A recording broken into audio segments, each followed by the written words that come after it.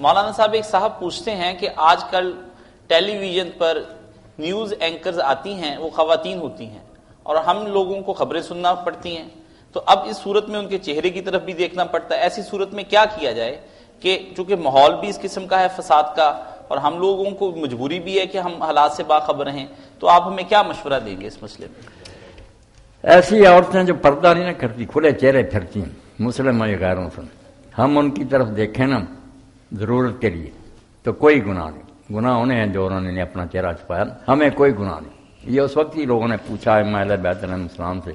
کہ یہ دیہاتی عورتیں یا ذمی غیر مسلم کی عورتیں بے پردہ ہیں، تو انہوں نے کہا بے شک ننگے سر رہو یا منہ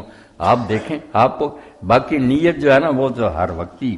درست ہونی چاہیے نا، کہ آدمی سوچے کہ اللہ دیکھ رہا جانتا ہوں، اس لیے بد نظری برے ارادے سے دیکھنا وہ تو ہر وقت ہی گناہ.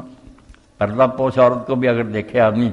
مولوی صاحب کہتے تھے عورت بتاتے خود اس میں کپڑا اس پر پڑا ہوا، اب بے شک اس کا منہ کشش تو ہوتی ہے، قدرتی بات. مرد عورت میں